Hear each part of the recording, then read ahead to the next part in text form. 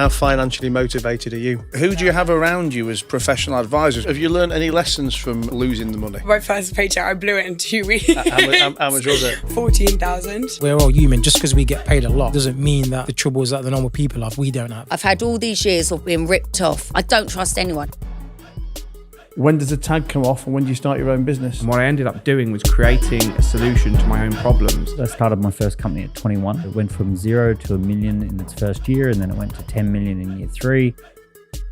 Let's talk about OnlyFans. Plug it. No, I'm not giving you mate straight map. I actually had friends that did it. I was like, this is a bit of me. It's been reported that you're earning £500,000 a month from it. I wish I was, but the first month I made 170.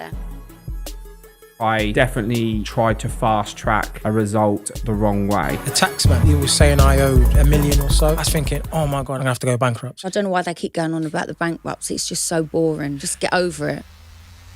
How does someone create that demand? Going back to that first business you set up, which I think you said was $1 million, then 3 million and 10 million in terms of turnover. I mean, did you know what you were doing back then? I did a bit. I had worked for 2 years for this guy called John, and I was just super lucky that I was employee number 3 for John, and he had no business name, no bank account, no offices, any of that sort of stuff. So we rock up at his house, and we're starting a business, and he's got this big thing out on the table, which is the yearly planner, and we're basically putting our first campaigns in, and we're going to try and do this by this date, and this is what we're going to do. Literally, this is what we'll do on Wednesday, and this is what we'll do the following Thursday, and kind of map out the whole year. And that business took off. So that business went 0 to 6 million in 2 years, and we went from no employees to 60 employees in about 2 years. So it's pretty, like, it's a little bit monkey see, monkey do. And it was the ability to kind of go through a startup journey without risking anything myself, and to have that experience of being under a mentor's wing every single day. I mean, we were working crazy hours, 60 hours a week, being a direct report to an entrepreneur. And then that kind of gave me, what I needed to know. 2 years in, I had a conversation with John about, can I get shares in his company? And he said no. So I went off and started my own, and I copied what I'd learned and started a fast growth company. I was going to ask you that actually, because I'd seen in a couple of the other podcasts you'd done, you tell the story where you asked John for some equity. I mean, knowing what you know now about running businesses and building teams and I guess maintaining loyalty, do you think you made a mistake not giving you that equity? Well, certainly not the way I pitched it. So we were loading boxes into the car, and I was telling him that I wanted equity in the company. So anything that's a big decision like, equity or something like that, if I had the maturity, I would have put together a slide deck and I would have explained what I'll do for that equity. I wouldn't have felt entitled to it. I would have said, this is what I intend to develop for you, and here's the extra side of the business. Is there a way that you can structure it that would work for you, work for me? So there's lots of ways I could have approached it much better.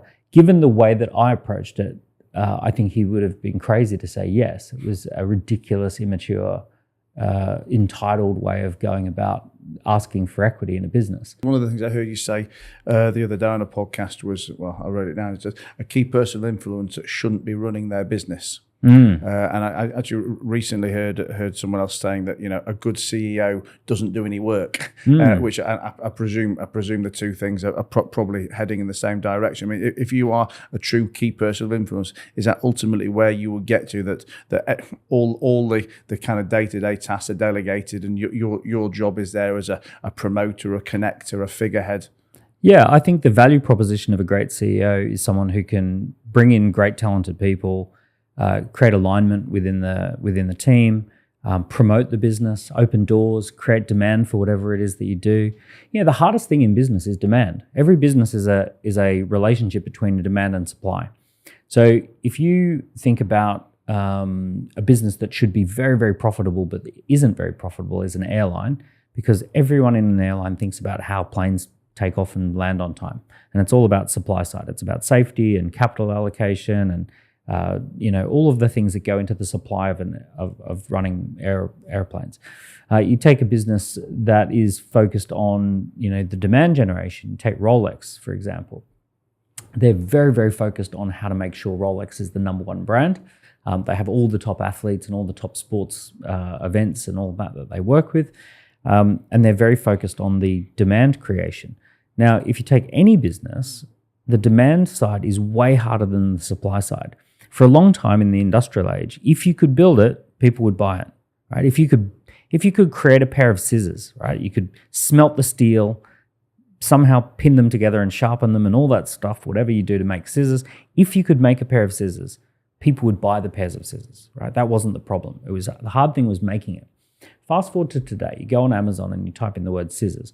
You're going to see 150 different versions of scissors. You're going to have clothing scissors and craft scissors and kid scissors and colorful scissors and giant scissors, little tiny ones that fit in the purse, right? You're going to get that like thousands and thousands. The hard thing is not making something. The hard thing is selling stuff.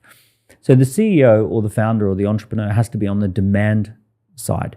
Now, this is the biggest error that all entrepreneurs are making. All entrepreneurs get into something that they love the idea of doing the work.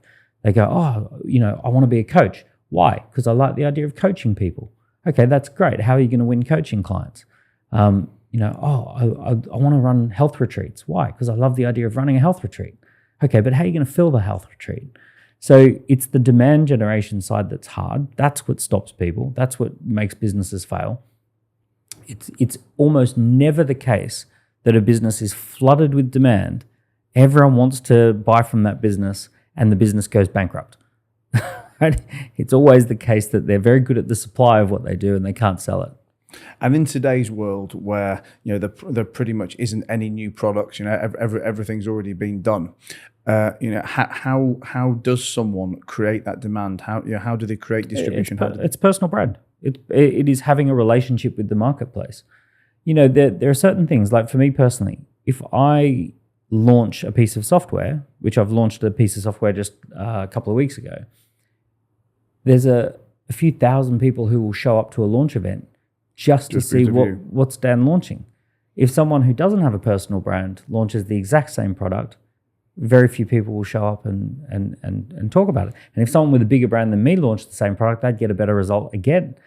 But short of telling that business, that new business, that they need to have a figurehead with a personal brand, what kind of unbranded methods of lead generation are out there now that work in a cost effective manner? The ones that don't rely on that. So for a business that hasn't got a figurehead who's got a personal brand who can drag some people in on day one, what works in today's oversaturated market? There's not a lot.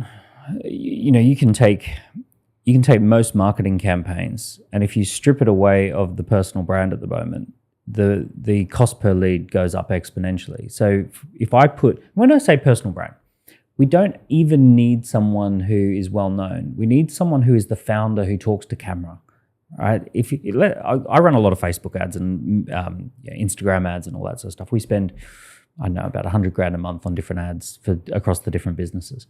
So I know exactly that if you have a company branded ad or the founder's face on the ad, like you can halve the cost of the ad. The cost per click just drops. If you have a founder who's talking to camera and doing one of those little shorts and you boost that, you're going to get leads for £4 or £5 versus if you have a company branded thing, you're going to get leads for £15. It's going to be 3 times as much. And I've been reading a lot lately on Facebook ads or Google ads, etc. That unless you've got more back end sales, or unless you've got lifetime value of that customer, that it's almost impossible to get profitable on the front end. I mean, is that something you'd agree with? Oh, totally. It's businesses are an ecosystem, and anything that's overly simplified doesn't work now. So you could take any product. And you can say, we run ads for it, we generate leads for it, and then we sell that product. That won't be profitable. You have to have an entire ecosystem. So if you take someone like Gordon Ramsay, he's got books, TV shows, restaurants, all actual products that you can buy on the shelves. So he's got an ecosystem of products and services. So anywhere he's generating leads, he's making money. For me, I've got 8 different companies. Some are software, some are services and agencies, some is education and training. it's all of it working together as one nice ecosystem that makes the whole thing work. Do those 8 businesses all feed each other as well? They've all got some kind of relationship. Yeah, exactly. At the heart of all of it is this idea that we develop entrepreneurs who stand out, scale up, and make positive impact. And pretty much everything relates to that theme. And it all just works nicely together. In a small business, I just talk about 4 products. I basically say you need a gift, something you can give away for free. You need a product for prospects, which is a first product that people can buy cheaply, easily, quickly, just to test you. You need your core product or service, and then you need your what we call product for clients, which is the ongoing journey. So it's those 4 products in an ecosystem. So when I've bought businesses, I often buy businesses that have a core product that's strong, but they're quite weak in the other areas. I get the founder to write a book, and that gives me a gift or a product for prospects. We create an introduction workshop. That gives me a gift or a product for prospects. We create an online video masterclass. We put that on YouTube. We get a series of really nice podcasts out, and then we create a continuity subscription product on the back end. So we'll basically build out the 4 products. I've bought several businesses where I've bought them when they're doing about $500,000 of revenue. By the end of year 1 of owning it, we can be at 1.5 to 2 just by building out the product ecosystem. And are you normally buying them and then wanting to retain the existing owner as that figurehead to help build him out into a key person of influence? We can, or we can if they want to leave, that's fine too. We've had a couple where I've bought businesses where the founder has gone off to do something else, but I've also bought businesses where we've actually bought the business and kept the founder, and they're loving being part of the group. And if you've replaced the founder with somebody else, are you bringing that person in to be a visible figurehead? I mean, you don't spread yourself thinner and thinner by making yourself the figurehead of these businesses. So depending on the business, some of the businesses are just genuinely downstream from what we do anyway, so it's not super important, because we do have a figurehead upstream, and then there's just an unbelievable flow of business that's just coming down. So for example, there are certain businesses that only need a dozen clients a year and they're making millions. Average value of a client is 80 to 120,000, like tech businesses, IT services, and that sort of stuff. So with those businesses, it's totally fine to just have a team who operate that business really, really well. And if they're downstream from what we do and we can find those clients, we can find those clients for them. But then there are other businesses that I've got, like Rethink Press, where Lucy and Joe run Rethink Press. Lucy McCarr. I know Joe. Yeah, Joe's brilliant. Lucy McCarr is extremely well known as the expert at book writing. So they've stayed on. They've joined the group and they've stayed on as the figurehead role. And Lucy does an amazing job of that. And does that, so using that business as an example, does that bring its own customers in then? Because I would have imagined that it's almost just gets gifted all its customers who come in. So people come in and read Key Personal Influence or join your KPI program and they say, I need a book. Immediately go to Rethink. Yeah, that's exactly how it happens. We get thousands of people coming in and they go off to Rethink and publish their books and write their books. And we just created some software called bookmagic.ai, which helps people to write their book using AI and then go and get a Rethink Press deal. Look, as I say, the hardest part of every business is getting customers and getting, it's such a noisy world right now. Everyone's in competition with everyone else in the world. Everyone got handed a megaphone called social media. So customers are overwhelmed, they're confused, they need support. They don't know where to look. They're constantly hearing conflicting messages. So, that is the hard part about business. If we can master that, we can pretty much, run any business that makes sense. I noticed you were talking on one of your podcasts the other day about that you're a fan of SEIS and you like to chip it up into 20 lots of 12.5K. Do you have like an existing investor base that you repeat on various projects, or do you use your key person of influence status to go out raising new investment? Both. I've got a group of probably 40 investors who are all successful entrepreneurs, post-exit, loads of money, loads of experience. And they tend to snap up anything I'm doing as quick as I can. But what I tend to do is just to hurry things along. When I launch something, I will put on an investor Zoom call and say, I'm launching a new project if you're interested. I already know who's going to invest, but I like to stack like 80, 90, 100 people on that call so that everyone feels the feeling of, oh my goodness, lots of people are interested in this. And then I'll say, fill in an application for shares and tell me how much you're willing to invest. And most people put something like 20 to 50,000, but then I cut everyone back to 12,500. And I say, well, I'm going to take on these selected 20 at 12,500 each, which is the SEIS round. And what's interesting is most people are trying to get more money out of investors. And most people who try and raise money for a business, they think they're going to get one angel who puts in $250,000. That never happens. Most angels want to put in maybe 20, 30, 40,000, and they want to be in with some other angels. I want more angels because each individual angel is someone who can open a door and someone who can help in other ways. So I'm looking for like 20, 30 angel investors ideally. But the thing that most angel investors find strange about when I launch a project is that I cut them down in how much they can put in. So they've said to me they're willing to put in 25, 35, 45, and I'm saying you can put in 12 and a half. And they're like, oh, okay, I wanted to put in more than that. Does that ever close any doors for you where people go, I can't be bothered putting a small amount? No, people fight. Are you kidding? People fight they don't want to miss out. They're just annoyed that I won't take more money. Well, look, you've mentioned a few times through this conversation OnlyFans. Yeah. So I guess let's plug it. No, I'm not giving you mates rate, Matt. I know you're on there. I'm just gonna star 467. Yeah. I'm just gonna come and find you in Spain on the beach, building sandcastles with your tits out. Right, OnlyFans. Yeah. How did it start? Well, the first lockdown, I got no work because I had to pay my rent, and I had this beautiful. It was actually a wedding present off my first husband, jukebox with all my Rod Stewart in it, my Roy Orbison, my Elvis, my country and western, and I couldn't afford to pay the rent and I had to sell it. And then someone mentioned OnlyFans and I looked into it and I thought, should I start doing that? Because I've done Nuts, I've done FHM, done Zoo, I've done all those magazines. I thought, fuck it. So I sat the kids down. The only one who was really against it at first was our Lily. And then when the money started coming in, they all got the free iPads and they was like, Mom, get your tits out. But yeah, we're a very open family anyway. Do you know what I mean? I have no privacy. I'll go to the toilet. The kids come in asking me what's for tea and Mum can have some money. I'm sat there having a shit. I'm like, kids, can you fuck off and leave me alone?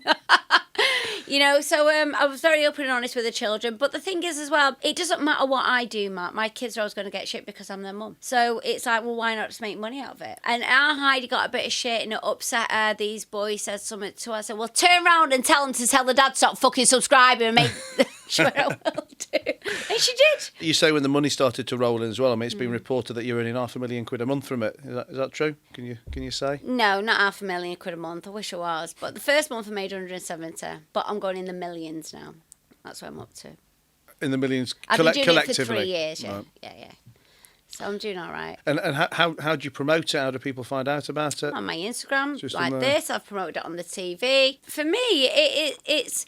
I've been able to invest in myself. For me, it doesn't matter your house. I've been on every side of the coin you can think of. I went from having nothing to getting my clothes off a car boot sale with me nan, going on the rob with my mum. That's how scared. I remember being 9 years of age and it was Christmas. We just got moved from a refuge into a new house. Well, it wasn't a new house, but we got rehomed. And it was Christmas morning and we had no decorations and the people from the refuge knocked on Christmas morning with a bin bag of second-hand stuff. Like a love heart smelly thing you used to put in your liquor drawer. They don't do them anymore. And, corned beef and bread. And I was so eternally grateful. And then I became a millionaire overnight and then split up with Brian. Then I got the Iceland deal. Then I had my own reality show, became a millionaire again. Gone. Lost a lot. Got a little bit back. Went back into bankruptcy. Become a millionaire again. I don't know anybody who's done that. I'm a grafter and I will work and continue to work my ass off because of those those kids. I mean, have you learned any lessons from losing the money? The one thing I've learned is the only money doesn't make you happy, it just gives you options. For me, I've been on every side of the coin you can think of. And what I like about the money is the options it gives me is to create these amazing adventures with my kids, because it's the memories that you create with your family. That is all you're going to take with you to the grave. Not your latest fucking Gucci bag or the cars or the house you live in. I can't take it. I want to make sure that I've created great adventures with the children. And, you know, and then Chris, oh, do you remember when we did that? Do you remember when we did that? And that is what I like to do, and that's why I do what I do for the kids. But do you think you're too much of a reckless spender? No, not anymore. I don't very buy anything. I put weight on and lose it. I'm up and down that much. I've got a massive wardrobe, but sometimes I put weight on. I've got a new wardrobe again because I've not worked for ages. Then I lose weight and I've got that wardrobe there because I lost weight again. But no, I'm not. I've never a reckless spender. I could afford to buy. I could put all the coke up my nose. I could buy all the cars I wanted. My accountant stole my money. David McHugh. Google him. He got sent down for it. But people all just think, oh, it was Mark. Mark did.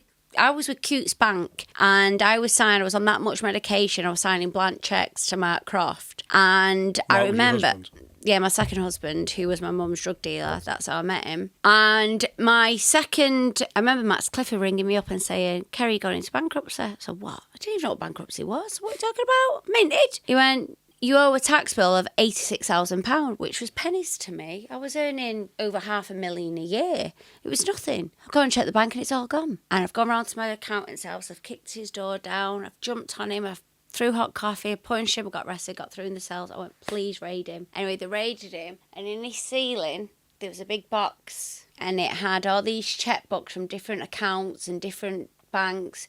And then Company's House, KK Media, KK Hayek, all nothing to do with me. Was it just you, or was he robbing other clients? No, he did other clients. I was the only celebrity one that he did.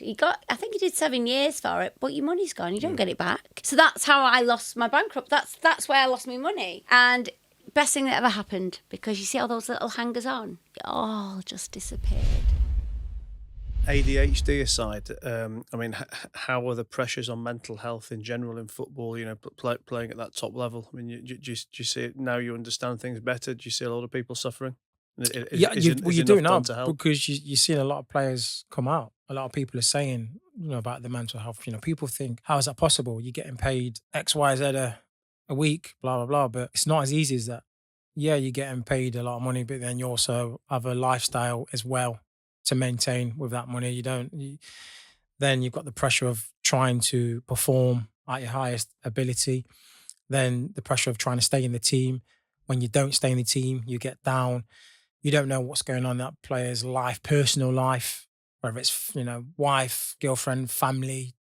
There's so many factors that come into, like I said, we're all human. Just because we get paid a lot doesn't mean that the troubles that the normal people have, we don't have. Just that we got a good income with it. So when I was playing, there was nothing about mental health. If I really, you know, was in dark places, I wouldn't go into my coaching staff or my manager and go, my head's not with it. I'm struggling, because I would think that my place would be at jeopardy. I would think that they would go, oh, his head's not with it. Let's not select him for this week. We want someone who's in the right frame of mind. So I never had anyone to speak to. Even when I was in dark places, I would come in training with a massive smile on my face, Jack the lad, to cover what I was actually going through, the depression that I was seeing and feeling. Hey boys, have banter, trying, and then go home, and then you'd be just in a sulk again. Well, let's talk about money. Money. You can't talk about football without talking about money. Obviously, they both go very much hand in hand. I mean, how financially motivated are you? Back then and now, obviously, you know, you want to be comfortable in life. So yeah, I think everyone's financially motivated to a certain aspect. You know, everyone wants to be. I'm now just want to be comfortable, be able to live comfortably, and enjoy things. You say now you just want to be. Do you think your financial aspirations have changed over the years? Yeah, when you're getting paid that much money and having no support, no stability, not coming from money, and you're having the wrong people surround you, and you're left to your own devices, it's hard to manage that money. So talk to me a bit about, about some of the money you had, some of the spending you did, the investments you did. I mean, you know, did you? Were you spending everything you were earning, or were you putting stuff away? Well, it was in properties. I didn't have any. I was literally financial literacy. didn't understand it. I didn't come from a background with money. I didn't, my parents never had a mortgage. I was living in a council house. I got brought up in a council house. My dad never taught me how to invest money. No one really told me how to invest or what I should and what I shouldn't. But your agents don't try and help. The club doesn't try and help. No, the club back then. I guess now it's probably a little bit different. But when I was playing, it would be maybe the PFA put in a pension, this much amount. But again, me would go in and go, oh, I just didn't understand it. And yeah, my agent really didn't tell me to invest in anything, but I bought properties and I would want it to be the mortgage as cheap as possible. So I was paying interest only, and I was getting, at the time, 20, 30 grand a week. And just spending the rest of it. But no one, I didn't know. I thought, it's fine, because in 10 years, I can sell this property. It'll earn more money. But if you're only paying interest only, it's not going to go up a lot of money. It's not going to, so I was just wasting money throughout all my career, just wasting money. What do you waste on? Do you have a specific proclivity? Like clothes, cars? It would be just holidays, trips to Vegas. One bill was 30-something thousand. Rather than getting cars in the right way, I would buy them outright. Bought a Ferrari, then I'd trade that, give them the Ferrari, then pay 100 grand for an Aston Martin DBS. I think about it, that's just stupid. Did it never feel stupid to you at the time? No. Because you thought, because you thought the money had never run out? Or? I thought, if I spend this and I'm short, it's all right, I'll wait till next month because my wages come in next month. But did you never think that there will be a time when there is no next month, when you're 20, 24, 25, 26, you're thinking, well, I'll calm down next year. Yeah, well, not even that. You think, well, yeah, I'll get a move next year, or I'll get a new contract, or worst case scenario at the time, I'll go China, because that's when a lot of people was going China. I thought, I'm 27, I've still got another 10 years in this game. I'm still getting this kind of wage in 10 years' time. But little do you know, it doesn't work like that. So when did you finish playing? I finished my major contracts and probably professional terms, not professional, but Premier League was 2013. So how was your kind of financial situation at that point? Yeah, it was good, but I didn't have a club for about 6 months, and then you can see with your outgoings, which 15 grand a month, when you're not bringing anything in, it starts taking a hit with your lavish lifestyle as well. Because at that point, it's hard to just then stop that lifestyle. You still maintain it. Your savings and what you earned starts going away slowly, then you get a new contract at another team, but it's nowhere near Premier League wages. So when you finished, what did you think? What was your plan to commercialize yourself at that point? What was life going to look like? It was dark. It was like it's hard. Every professional will tell you when they come to the end of that road. It's not like they've got qualifications where a builder will come to the end of that one job and think, right, I'm going to go into get a job here, or when you're a footballer, once you finish, that's it. If you're a tradesman, you've got tradesmen you can do that for as long as your body can. If you're an accountant, you can do that for as long as you know what I mean. But once you're a footballer, that's it. Certain that stops. And I've got no qualifications to be anything else apart from a footballer. And you didn't want to look at management and coaching? No, because I don't think management would have suited me. So then I got into what am I good at? And it was, I thought media might be a good platform. I thought I'm okay in front of a TV. Some people, go shy, and people saying you've got a good personality, you're very charismatic, so that would be a good option. So I thought, you clearly couldn't be a chauffeur. Absolutely not. So I can't do that. So I tried to, career, let's go media. But for a year or two, it was hard even getting gigs like that because of my reputation with the bad boy tag. Is he reliable and all this? So it wasn't just an easy decision. It's like, all right, finish football. No, let's be a pundit. Let's be radio. Let's do this. The offers and the jobs was far from few. It was very difficult.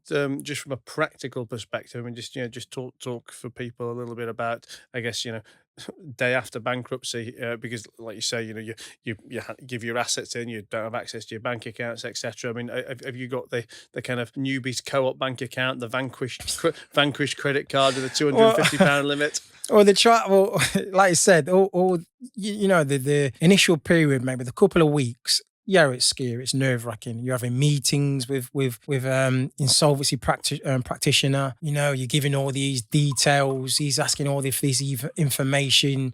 And with ADHD, I was like, oh, I can't cope with this. I just wanted to just switch off. And I wasn't a person who managed my financial situation. I didn't have records. I didn't have information. You know, I couldn't even tell you my, you know, mortgage account numbers. I couldn't, you know, all I could give you is my address and postcode. The rest, I wouldn't know because I have no letters, no nothing. So when all this information that they wanted was, for me, it was difficult. Then the bank got in contact and said, right, we're going to have to close this account, and I had to apply for a new bank account, and I couldn't even use Apple Pay. I was like, what kind of card's this? So I was like, absolutely not. So yeah, you have to go through all of that. And then you think to yourself, oh my God, how am I gonna get by? But you do, and it's not as bad as people, you know, may think or how it sounds. Did you ever have any problems with your insolvency practitioner thinking you're kind of taking the piss? You're like, oh, this is multi-millionaire footballer. He's hiding assets. He's got a collection of watches at his mum's house. But so they kind of went through that. I had they started asking me about crypto, which I had a crypto account, and I said, I took screenshots of it. I said, look, nothing's in it because I don't, you know, I only had a little dabble just to see how it was. Didn't put loads in, and they wanted the login details. They didn't trust that, you know, what I was sending them was legit. So they wanted login details.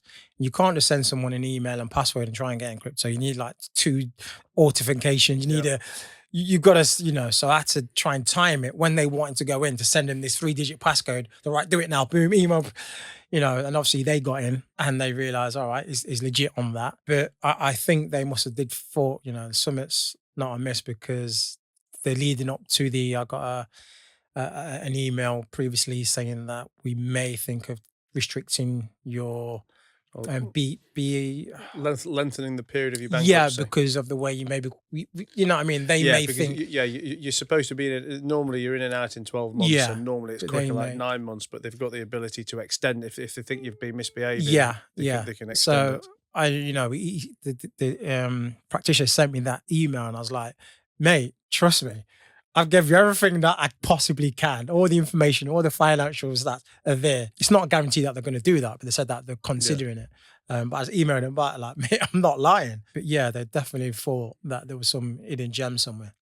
Do you regret your previous spending and your decision not to take professional advice and get more financially literate? Yeah, I do. Looking back, I regret it, but I've got to understand that I had no family support. I had no one around me advising me in, you know, what's best. No one helping me make these financial decisions. I came from nothing. My family was poor. I was poor growing up. You know, I didn't know about investments. I didn't know about mortgages. I didn't know what happens. I didn't, you know, I was kind of blasé to it, not knowing. I know people say, but you're an adult. Well, they don't teach it in school. And then my parents certainly didn't teach it me. So I was unaware of the dark side of when you have a lot of money, you don't invest, and you know, you just get an investment only and whatnot.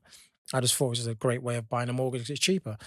And yeah, obviously the spending side of it, I wouldn't say I regret it because I was earning enough to kind of spend certain things and buy certain things. It was just, I would say, should have maybe saved more for a rainy day or just better investment. Someone should have said, right, Jay, you're earning 80 grand a month. Get off your interest and just put an extra, you know, repayment. 3 grand a month, you know, over, you know, 3 years, it's almost 100 grand. But no.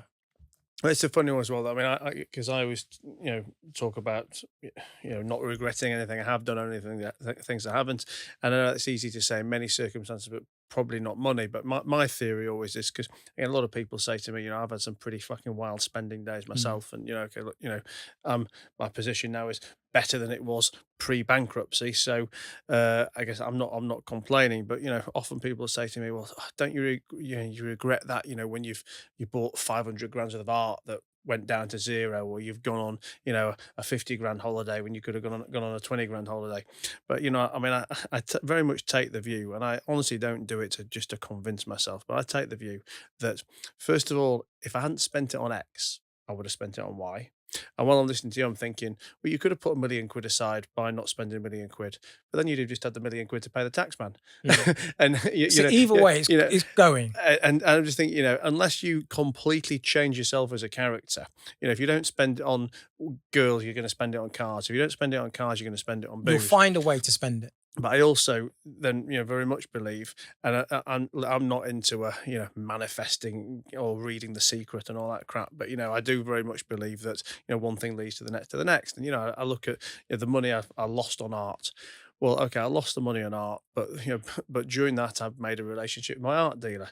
He introduced me to a guy who ultimately became a business partner who I did shitloads of business with, a guy that ultimately I fell out with absolutely horrifically. And then, again, people say, well, don't you regret meeting him? I said, well, I can't regret meeting him because as much as I fucking despise him now, back then, I can't change history. And he was good to me at a time when nobody else was. And I just think, yes, we can look back and we can say, oh, I shouldn't have done this. I shouldn't have done the other. But ultimately, all of those things have led to where we are today. And if we dwell on it too much, it's just more negative energy that's that's going to prevent any kind of moving forward. And yes, that's not an excuse not to make adjustments for tomorrow. You've got to learn from the mistakes that you've made over the years, and hopefully your spending and your investment strategy is going to be different for you for the next 5, 10, 20 years. But to sit there every day, go, fucking hell, if I'd have got that car back off Fernando, that'd have been 70 grand. And if I hadn't bought that girl down the disco, a fucking bottle of champagne, that'd have been another 200 quid. But you just can't live your life like that. No, you totally spot on. Like I said, if I didn't, Fernando, I'm going to find Fernando after this interview. Yeah, you still got that Porsche, pal. What are you thinking? Yeah, 500 quid. Hey, Matt Haycox here. Now listen, if you've been enjoying this business advice, you need to check out my podcast, No Bollocks, with Matt Haycox. This podcast, it comes out nearly every day. We get 4 or 5 episodes a week and we talk no bollocks, just the raw, real business information that you need to know. Business information, tactics and strategies that I've learned the hard way over the last 25 years of doing business. I've made the mistakes and I've lost the money, so you don't have to. So check it out, No Bollocks with me, Matt Haycox. So let's go back to your prolific childhood spending. Yeah. So you met the accountant James. That was called James, you said, met James, and you've been with him ever since. What did he say to you? How did you start to manage your money back then? Because I presume you honestly, wanted to spend it, he wanted to keep it. I've never been good at managing my money, and I will admit this. Like, I spent every penny of what I made back then, everything, and it's one of my biggest regrets in life. When? Until around about now, honestly. Yeah, like, to be honest, like, now I've got money in my account. But honestly, for a lot of years, I really struggled because I was just spending and spending.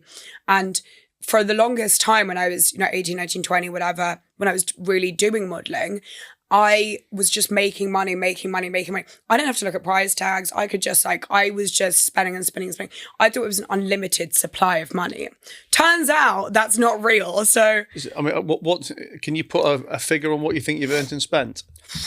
God, it would be sad to, honestly. Let's depress each other. I honestly don't even want to, because it's honestly it's so depressing, and so I feel like it's just if people are listening, they'll just be like, God, you idiot. It's a very lumpy 7-figure sum. Very, very lumpy sum of money. It is crazy. But you know what? It's taught me that, the thing is with money, you can always make it back. This is the thing. And it's really motivated me to be better with my money now. And rather I figure it out now than when I'm in my 30s or 40s that damn, I should have saved my money. I'm still very young and I've still got a lot in my career that I want to do and that I know I can do. So, and I think, it's a lesson. but do you regret it? I think I regret spending the money. I regret not buying a house. I regret not investing in something with that money. But I actually did. I tried to buy a house back then, and I asked my accountant, can you ask the bank, blah, blah, blah, blah, blah. They declined. They said I was an erratic spender. I was like, yeah, that sounds about right. So I actually wasn't even allowed to buy a house back then. But I do really wish that I'd figured it out and spent less. And well, let's be clear, you could have bought a house. You just spent had to spend much money. You wanted a mortgage. Do you know what it was? It was that my spending was so up and down. It was like one month I'd spend a certain amount, 1 month I'd spend less, 1 month I'd spend more. So they need it to be like on a trajectory. But I do regret it. But at the same time, you can make all that money back, and it's taught me so much as well to be better with money, and that money does run out. Are there any, other than just spending on clothes and living a good life, and any specific like one-off crazy purchases, or buy some dinosaur remains that you've had sat in the front room or anything? You know what? No. Like, I think I spend a lot of money on just like hotels, really nice holidays. I once went to LA and I like paid for all my friends' flights and paid for a nice villa house in the hills. It was like 10 grand for a month or something, like that kind of craziness. But it was, more just places I was staying and the holidays that I was booking and the flights I was booking. But I had no respect for the money, because I was like, if I like missed a 2 grand flight, I was just like, just book it again. Just do it again. Fine, we'll have another 2 grand. It just didn't process in my brain that, this money will run, it's going down, when I stopped modeling full time, it was going down, because I wasn't making any more, so yeah. You're actually, I'll say, one of the few, probably the only person I can think of knowing or speaking to, from a media type life who actually was happy to spend money. I mean, everyone else I know will say, they've spent 7 hours this afternoon ringing the travel lodge to try and get them to do a collaboration, to get a £50 room for free. I never liked doing that. I never liked trying to get free things. And I still have a bit of a weird thing with it where I'm like, I'd rather just pay for it. Like, I don't like to feel like I owe people anything. And I like to feel like I got it myself, If I'm going to stay in like a nice hotel, I want to be like, hello, Mrs. Moss. I'm like, yes, this is my room and I paid for it. But yeah, sometimes it's fun to get free things. If you've got followers, you've got a good content, you might as well get free things from what you do, It's the perks. Let's talk about OnlyFans. Yes. How did that come about? When did you go on, and where was your modelling career at that point? So I went on about 3 years ago now. About 2.5 years ago, I think. Is that in the earlier stages of it? Yes. Yeah. I think so, yeah. I mean, I don't even know how long OnlyFans has been going for now. But I actually had friends that did it, and I saw them doing it, and I was like, this is a bit of me. And for the first time, I really found that I'd felt like I'd found a group of people, because I was doing it with other girls that were doing OnlyFans as well. I was shooting with them, and I found like a group of people that I fit in with finally. And I was like, oh my God, these are my people. And I just really loved the whole process of it, of being able to create my own content, of being able to dress how I wanted and shoot what I wanted, and being able to have like control over the pictures I was releasing and the videos that I was releasing. And what were your first shoots nude? Yeah, I think so. Yeah. Had you done anything like that before? No.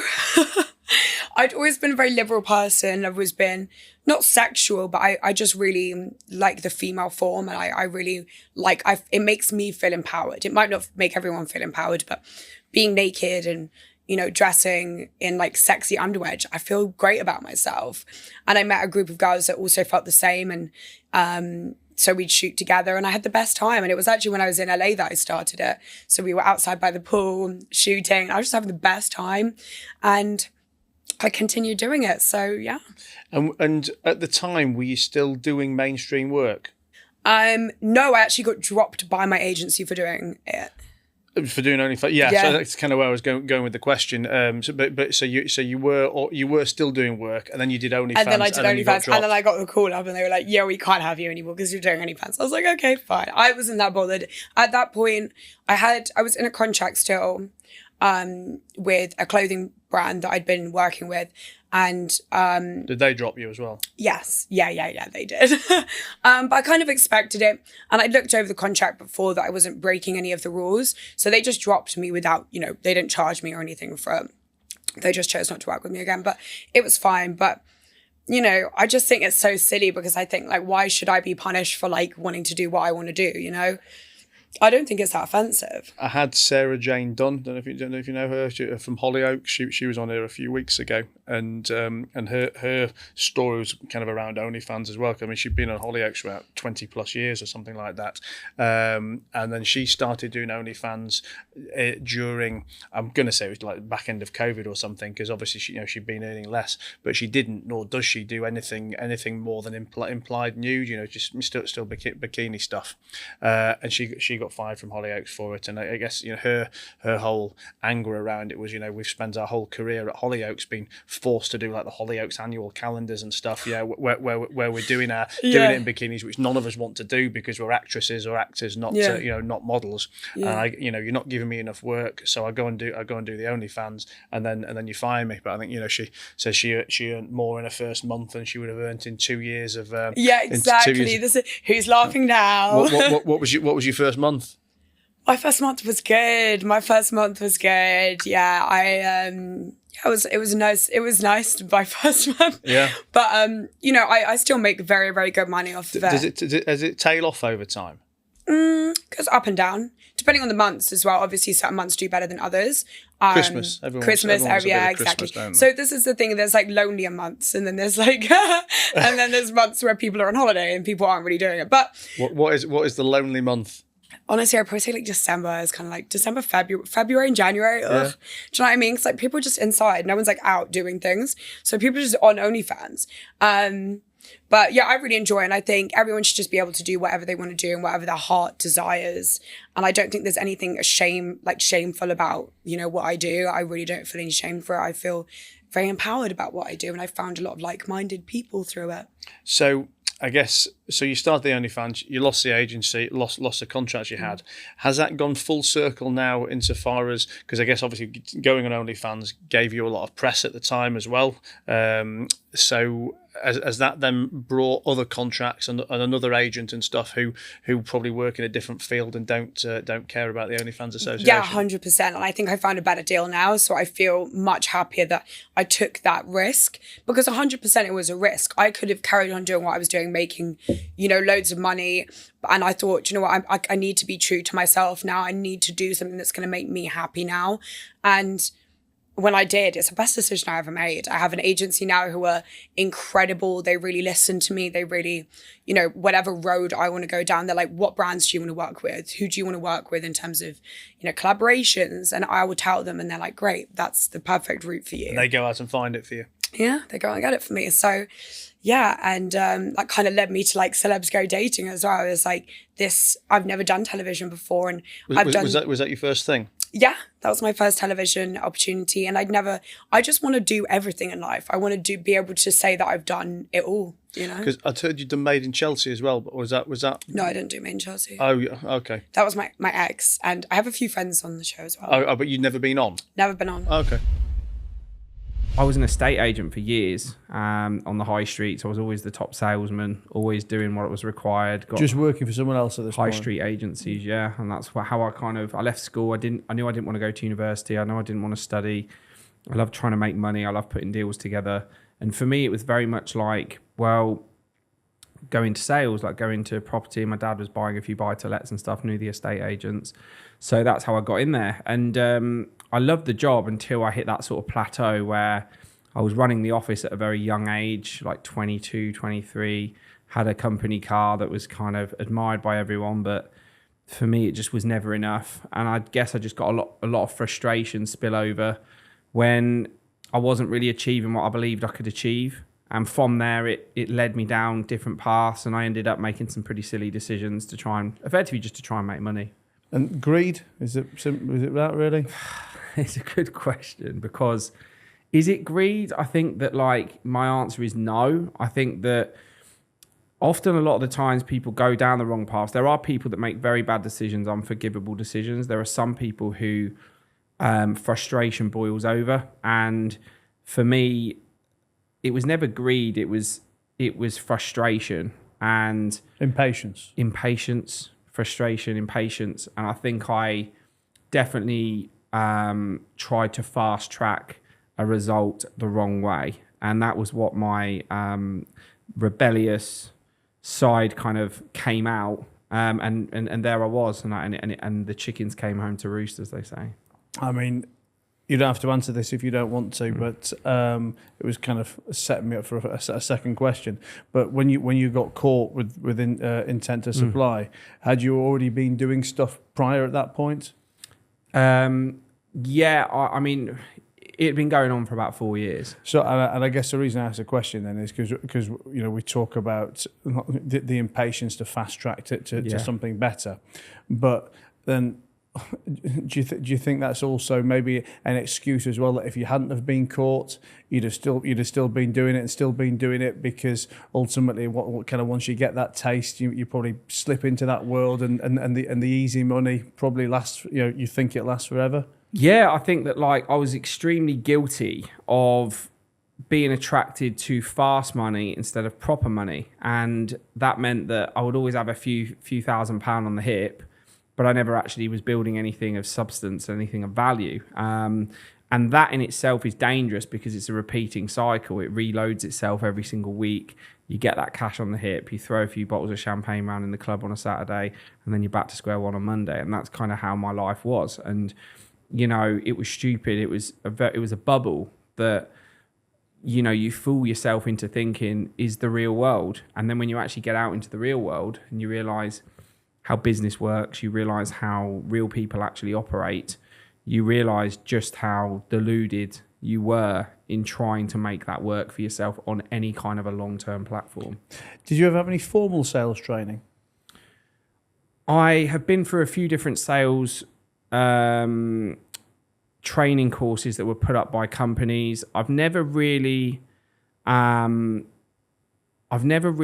sat through courses, to be honest. The reason being is real estate for me is not a straight sell. So what I find is that it's a combination of a lot of skills. So you've got to be an excellent marketer. You've got to be an excellent relationship builder, an excellent networker. You've also got to be very methodical. You've got to be able to do research, data, all of these things, present a case, present a presentation, whatever it might be. And then you've got to be able to close. So it's kind of like, when I started training myself in real estate, what I realized was I was very, very good at closing a contract and getting something done. But the methodical side of it, the research, the data, the pound per square foot evidence, all that stuff, I was a bit slapdash with it because I didn't enjoy that. That was too process driven. So I got really into the nooks and the crannies of that, of how to do it and how to be an expert at it. And that served me very, very well as I put the whole thing together.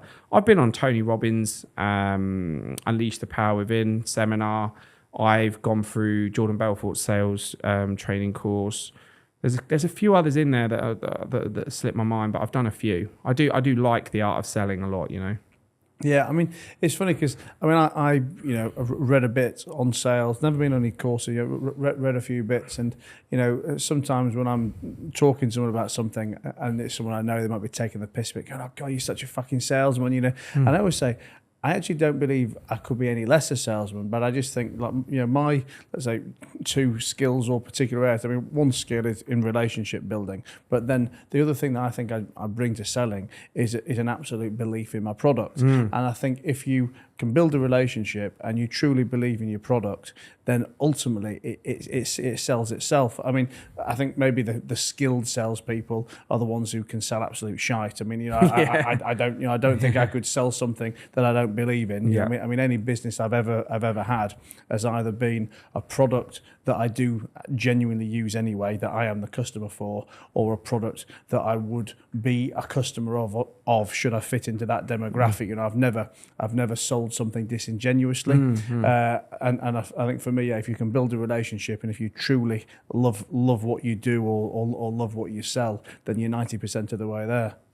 I couldn't agree more. I think that the days of being a kind of hit and run double glazing salesperson are becoming a lot more obsolete now, because there is a lot more involved with a sale. I think also, especially a product or service of serious value, when you're talking about, for example, I can relate it to real estate, getting that contract signed of someone to list their house for £2 million, and let's just say they've got to pay us a fee of 2.5%, which is £50,000. 50 grand of anyone's money is not a small amount of money. So for them to entrust us with that process, there's got to be a few boxes ticked. The first thing is the relationship and the likability has got to be there. They've got to trust you and like you. If they don't trust you and like you, ain't getting the business. It doesn't matter if it's the best pitch in the world.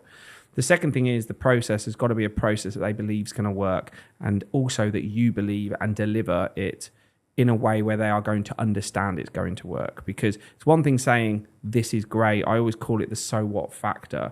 If you say something which could be a feature or a benefit to somebody, they might like the sound of it, but if they can't fully understand, resonate exactly what it means to them and how it's going to benefit them, then that also becomes a redundant process, because you're just shouting facts. If someone can say, right, well, if I instruct you to sell my home, this process that you've just gone through with every incremental detail is going to attract 10 times more buyers than a high street agent's going to attract. The process of the open house and the multiple block viewings is going to attract a lot more competition into the process.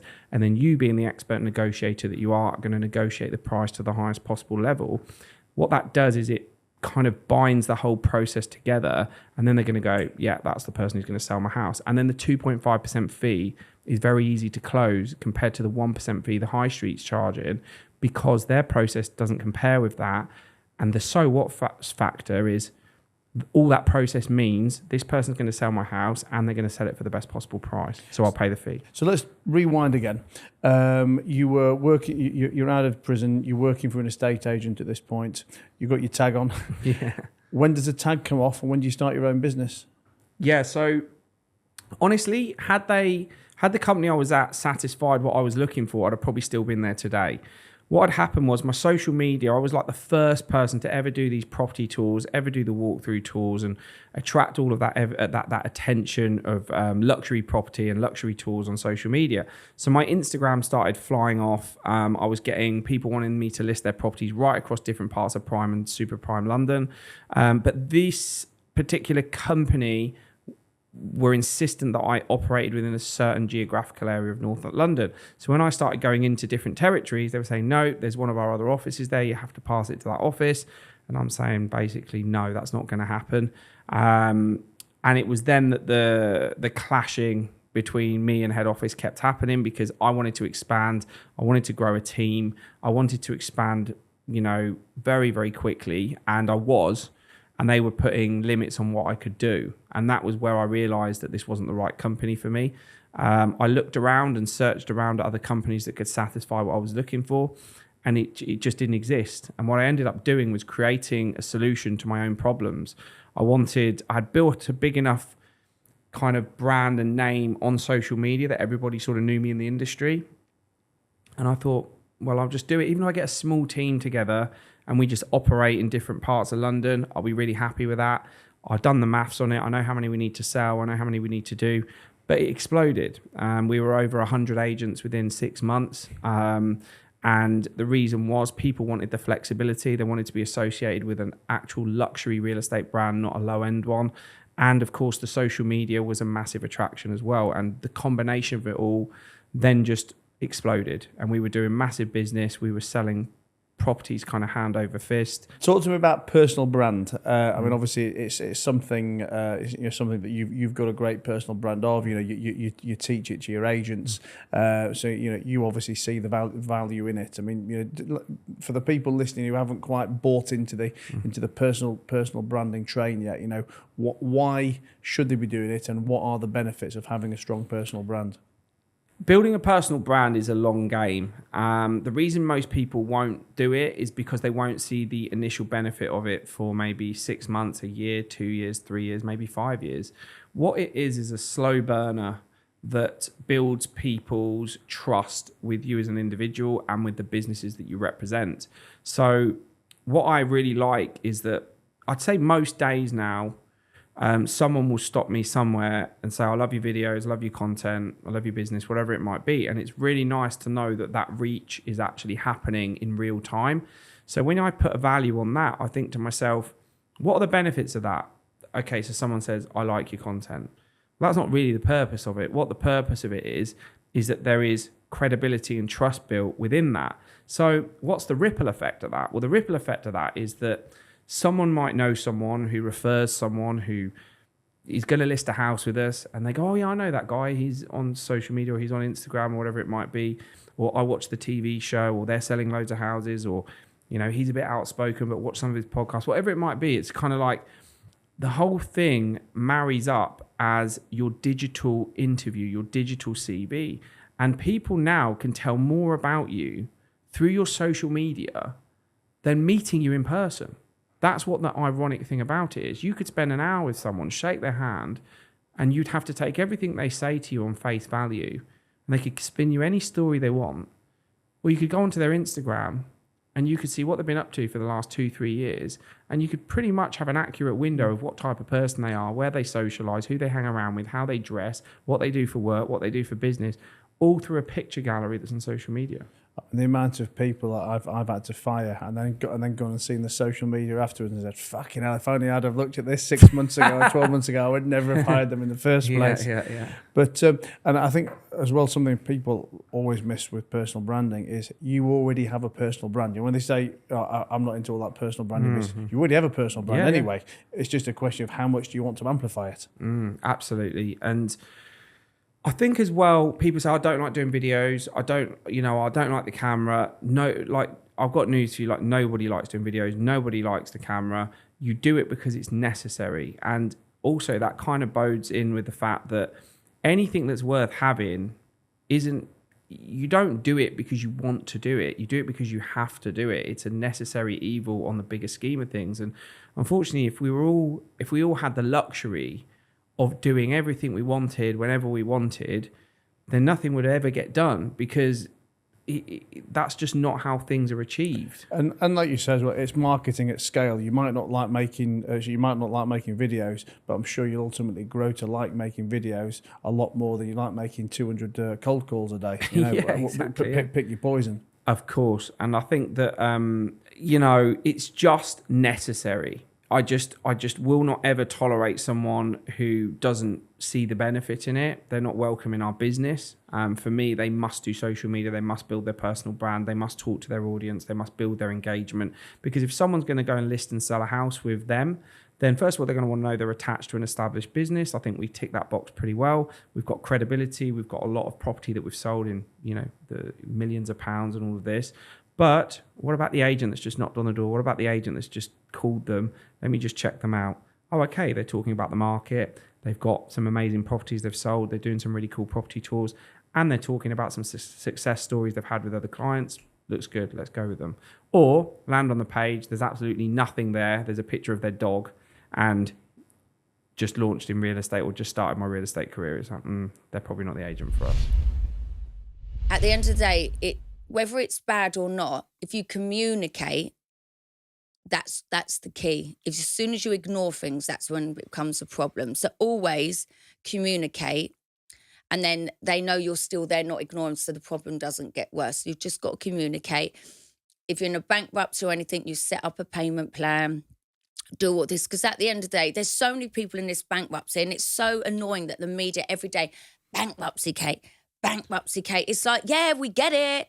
She's in a bankruptcy. So many people get in a bankruptcy. Just let me get on with it. And what's actually happened? Because obviously I had to take everything I see in the press with a pinch of salt. So the first time we met, you were just about to maybe, and then you did have, what was your first bankruptcy? I think then. Yeah. Apparently I'm in another one. I didn't even know about that. I read that in the paper. But when you say apparently you are you saying that the press are talking shit? I didn't even know about that one. I just know I'm in one. Are you in it though?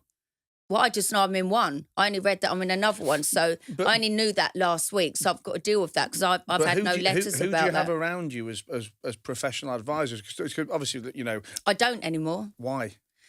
Because I feel I became noise and annoying for them. So at the end of the day, they can't help solve it. So it's like, if there's a bill to pay, I've just got to do a payment plan with them, and they find out what you earn. They might want to take a percentage of what you earn. So I've got to get back to them and sort all that back out.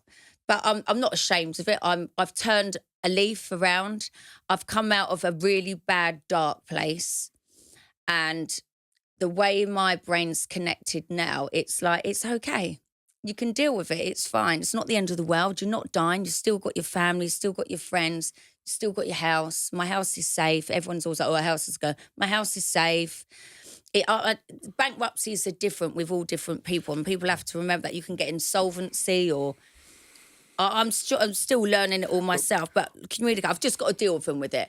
I'm fine. I'm working. I feel like I've done a reset button from when I first started modelling, and my headspace then. I feel like I've gone back to that. I've had all these years of being ripped off, stitched up, you name it, in shit places, this, that. And now through therapy, I feel like I've gone through a washing machine, tumble dryer, come out the other end, learnt it all. And now I feel like I've reset the button because now doors are all open. I'm positive, manifest, the double numbers. And now I'm like, Kate, it's okay. You're here. You're alive. You've gone through it. You've survived. And now it's just starting again. Not starting again. I mean, my mindset, starting again. I'm earning well. I'm focused. It's like I've started again. Does that make sense? But yeah, you have the bankruptcy, but you do payment plans for them. You pay them and then you just get on with it. But rebuilding, and that's what I've done. I feel like I'm in a better mindset than what I was then. And I'm earning again. Because when you go through stageal breakdown and the papers write about it, people are like, oh no, she can't be right to go near because she's probably like mentally not...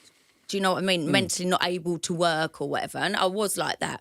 But now I'm flying. Like I'm having to turn work down now because I've learned don't take everything on all at once. You know, what work are you doing now? What makes up your income? I'm doing 2 shows for Channel 4 at the moment, and everyone knows they take time to film. I'm doing loads of podcasts. I do the podcast with my sister. We've got a tour again in May. I'm touring also through the summer. What's the tour? Like you going to theatres or something to do a show? Do our shows.